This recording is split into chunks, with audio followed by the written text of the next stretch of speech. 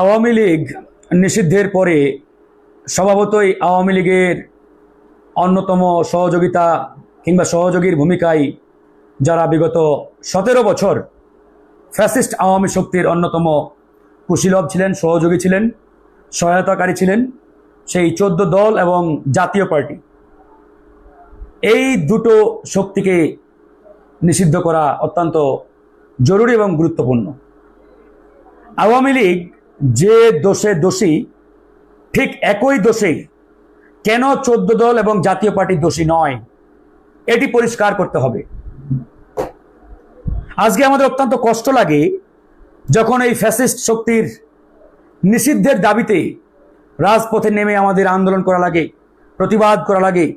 এই উত্তপ্ত গরমের মধ্যে যেখানে 40 ডিগ্রি তাপমাত্রা, সেই 40 ডিগ্রি সেলসিয়াস তাপমাত্রার মধ্যে আমাদেরকে আজকে রাজপথে নেমে আওয়ামী লীগ নিষিদ্ধের আন্দোলন করা লাগতেছে।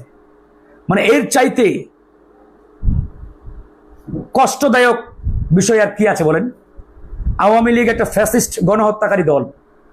বিগত 5ই আগস্ট এই শক্তিটিকে এদেশের জনগণ নিষিদ্ধ করে দিয়েছে। শুধুমাত্র এই সরকারের দায়িত্ব ছিল আনুষ্ঠানিকভাবে আওয়ামী লীগকে নিষিদ্ধ ঘোষণা করা, কিন্তু সেই আনুষ্ঠানিক ঘোষণাটি করতে এই সরকারের প্রায় 10 মাস লেগে গেল। সেই জায়গা থেকে আজকে স্বভাবতই আমাদের প্রশ্ন জাগে, আমাদের কাছে আজকে প্রশ্ন জাগে যে কেন এরকম একটি গণহত্যাকারী ফ্যাসিস্ট শক্তির নিষিদ্ধের দাবিতে রাজপথে নেমে ঘন্টার পরে ঘন্টা আন্দোলন করা লাগবে, অবরোধ করা লাগবে, রাস্তা ব্লক করা লাগবে। আমরা নিজেরাও গণ অধিকার পরিষদ টানা 2 দিন অবরোধ করেছি, কিন্তু আমাদের নিজের কাছেই কষ্ট লাগছে। হাসিনার আমলে আমরা যৌক্তিক দাবি নিয়ে রাজপথে নামতাম, আমাদের উপরে লাঠিপেটা করা হতো, পুলিশ দিয়ে আক্রমণ করা হতো, নির্যাতন করা হতো, কিন্তু আমাদের যৌক্তিক দাবি মেনে নেওয়া হতো না। তো ঠিক একই পরিস্থিতি যদি এখনো তৈরি হয়, তাহলে এটা তো আসলে আমাদের জন্য অত্যন্ত কষ্টদায়ক। একবারই এটা কোনোভাবেই মেনে নেওয়ার মতো নয়, মেনে নেওয়া যায়ও না। আজকে দেখেন, অনেক নাটকীয়তার পরেও তারা আওয়ামী লীগের কার্যক্রম বিচার শেষ হওয়ার আগ পর্যন্ত তারা নিষিদ্ধ করেছে, কার্যক্রম নিষিদ্ধ করেছে বা একটা নিষেধাজ্ঞা দিয়েছে। যদিও এটা পুরোপুরি আমাদের বিজয় নয়, আংশিক বিজয়। প্রাথমিকভাবে আমরা তারপরেও সরকারকে ধন্যবাদ জানিয়েছি, যে আংশিক বিজয় হিসাবে সরকারকে ধন্যবাদ। কিন্তু আরেকটি বিষয় মনে রাখতে হবে, এই আওয়ামী লীগ বিগত 15 বছরে যেভাবে নিজেদেরকে ফ্যাসিস্ট গণহত্যাকারী হিসাবে তৈরি করেছেন, তার পিছনে সবচাইতে বড় ভূমিকা রেখেছিল জাতীয় পার্টি এবং 14 দল ইনু মেননেরা। এই জাতীয় পার্টি যদি বলিষ্ঠ ভূমিকা পালন করতেন, তাহলে কিন্তু আসলে আওয়ামী লীগকে গণহত্যাকারী ফ্যাসিস্ট হিসাবে গড়ে ওঠার যে রাস্তা, এই রাস্তাটি অতটা সহজ হতো না। আওয়ামী লীগ যখনই জনগণের বিরুদ্ধে দাঁড়িয়েছে, ঠিক তখনই জাতীয় পার্টি ঢাল হয়ে আওয়ামী লীগের পাশে দাঁড়িয়েছে। আওয়ামী লীগ গণহত্যা চালিয়েছে, জাতীয় পার্টি ঢাল হয়ে আওয়ামী লীগের পাশে দাঁড়িয়েছে। আওয়ামী লীগ জনগণের ভোটাধিকার হরণ করেছে, জাতীয় পার্টি ঢাল হয়ে আওয়ামী লীগকে সেভ করেছে। জাতীয় পার্টি প্রত্যেকটা সংকটে আওয়ামী লীগের পাশে প্রশ্নাতীতভাবে সহযোগিতা করেছে। যখনই আওয়ামী লীগ জনগণের ভোটাধিকার হরণ করেছে, গণতন্ত্র হরণ করেছে, গুম করেছে, ক্রস ফায়ার দিয়েছে, ঠিক তখনই জাতীয় পার্টি বন্ধুর ভূমিকায় আওয়ামী লীগের পাশে ঢাল হয়ে দাঁড়িয়েছে। তার মানে আজকে আমরা আওয়ামী লীগকে ফ্যাসিস্ট বলছি, গণহত্যাকারী বলছি, তাহলে একইভাবে আমরা জাতীয় পার্টিকে কেন ফ্যাসিস্ট বলছি না, কেন গণহত্যাকারী বলছি না? এই প্রশ্নের উত্তর আজকে এই সরকারকে আমাদের দিতে হবে। এই সরকারের কাছে এই প্রশ্নের উত্তরগুলো আমরা চাই। আওয়ামী লীগকে যেভাবে গণহত্যাকারী বলছি, ফ্যাসিস্ট বলছি, ঠিক একইভাবে জাতীয় পার্টি এবং 14 দল অর্থাৎ ইনু মেননদেরকেও গণহত্যাকারী ফ্যাসিস্ট বলতে হবে। আওয়ামী লীগের কার্যক্রম নিষিদ্ধ করেছেন, ভালো কথা। তাহলে জাতীয় পার্টির কার্যক্রম কেন চলবে? জাতীয় পার্টি কেন এখনো বহাল তবিয়তে থাকবে? ওয়াই? জাতীয় পার্টির চেয়ারম্যান জি এম কাদের, চুন্নু সহ জাতীয় পার্টির নেতারা বহাল তবিয়তে ঘুরে বেড়াচ্ছে, আবার মিডিয়ার সামনে এসে গলাবাজি করছে, বড় বড় লেকচার দিচ্ছে। তো এই দায়ভার কি এই সরকারের নেই? ওবায়দুল কাদেরকে ধরতে পারেন নাই, পালিয়ে গেছে, বা আপনারাই তাকে সুন্দর করে মেহমানের মতো দেশ থেকে পালিয়ে যেতে সহযোগিতা করেছেন।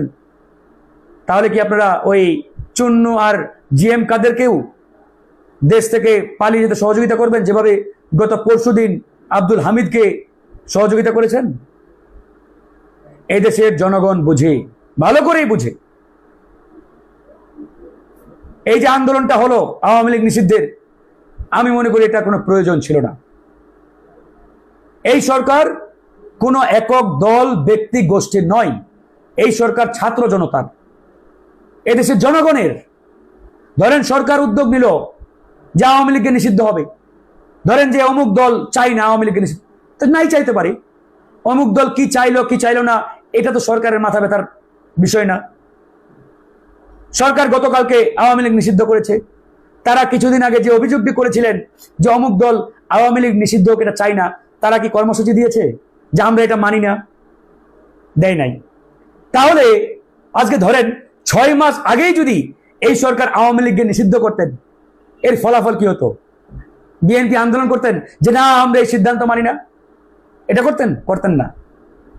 অন্য কোনো দল করতেন? করতেন না। তাহলে সরকার কেন গড়িমসি করে এই ইস্যুটাকে 6 মাস রাজপথে জারি রাখলেন? নিশ্চয় এখানে সরকারের কোনো ধান্দাবাজি আছে, না থাকলে ঠেলে দেওয়ার তো কথা নয়। এবার আসেন জাতীয় পার্টি 14 দল, আমি কিন্তু পয়েন্ট টু পয়েন্ট আপনাদের ধরিয়ে দিলাম। আওয়ামী লীগ যেসব দোষে দোষী, গণহত্যাকারী ফ্যাসিস্ট, ঠিক একই দোষে জাতীয় পার্টি এবং 14 দল, তারাও গণহত্যাকারী, তারাও ফ্যাসিস্ট। তাহলে আওয়ামী লীগ নিষিদ্ধ হলে জাতীয় পার্টি এবং 14 দল কেন হবে না? হোয়াই বলেন? এখন কি তাহলে ওই জাতীয় পার্টি নিষিদ্ধের জন্য আমাদের রাজপথে নামতে হবে? 14 দল নিষিদ্ধের জন্য আমাদের রাজপথে সড়ক অবরোধ করতে হবে, শাহবাগ ব্লক করতে হবে, পল্টন মোড় অবরোধ করতে হবে? মানে সরকারকে এটা চায়? যদি না চাই তাহলে অনতি বিলম্বে জাতীয় পার্টি এবং 14 দলকে নিষিদ্ধ করতে হবে এবং এই গণহত্যাকারীদের সম্পদ বাজেয়াপ্ত করতে হবে। এগুলোকে রাষ্ট্রীয়করণ করে দেশের কাজে এগুলোকে কাজে লাগাতে হবে। এই কাজগুলো করতে সরকার যদি ব্যর্থ হয় বা করতে না চাই, তাহলে আর আমাদের বুঝতে বাকি থাকবে না যে সরকার ভিন্ন কোনো উদ্দেশ্য নিয়ে এই ইস্যুগুলোকে, যে ইস্যুগুলো ইতিমধ্যে জনগণ কর্তৃক সেটেল, জনগণ ইতিমধ্যে রায় দিয়ে দিয়েছে, তারপরেও যদি সরকার এগুলো না করে, তাহলে বুঝতে হবে ভিতরে বড় ধরনের ঘাবলা আছে। এগুলো আমরা বুঝি, কিন্তু দেশের সাধারণ জনগণ, পাবলিক, তারা তো এত কিছু বুঝবে না। তারা খালি চোখে রাজনীতির ভিতরেও যে রাজনীতি, পলিটিক্সের ভিতরেও যে পলিটিক্স চলে, এগুলো তো তারা খালি চোখে ধরতে পারবে না। আমরা তো জানি। এখন দেখার বিষয় জাতীয় পার্টি 14 দলকে সরকার নিষিদ্ধ করে কি না। যদি এই 14 দল এবং জাতীয় পার্টির নিষিদ্ধের জন্য রাজপথে নামতে হয়, তাহলে বুঝে নেবেন এদের ভিতরে বড় ধরনের ঘাবলা আছে, মারাত্মক রকমের ঘাবলা, একবারে স্পষ্ট মারাত্মক রকমের ঘাবলা নিয়ে এরা আমাদেরকে রাজপথে ঠেলে দিতে চাই। তো যাই হোক, কথা আর বাড়াতে চাই না। আমাদের একটাই কথা, পরিষ্কার কথা, আজকে গণ অধিকার পরিষদের পক্ষ থেকে প্রেস কনফারেন্স করেও আমরা স্পষ্ট জানিয়ে দিয়েছি। এখন আবারও বলছি, গণহত্যাকারী ফ্যাসিস্ট আওয়ামী লীগের দোসর যারা ছিলেন, জাতীয় পার্টি 14 দল, এদেরকে অনতিবিলম্বে নিষিদ্ধ করতে হবে। একই সাথে আওয়ামী লীগ, গণহত্যাকারী জাতীয় পার্টি 14 দলের সম্পত্তি বাজেয়াপ্ত করে রাষ্ট্রীয়করণ করে সেগুলো বাংলাদেশ বিনির্মাণের কাজে লাগাতে হবে। কারণ তারা এই সম্পদগুলো বিগত সময়ে অবৈধভাবে তারা এগুলো অর্জন করেছে, জনগণের পেটে লাথি মেরে অবৈধভাবে দখল করেছে। এগুলোকে এখন রাষ্ট্র বিনির্মাণের কাজে লাগাতে হবে। এটি করতে ব্যর্থ হলে তখন যা করার আমরা তাই করব। ধন্যবাদ।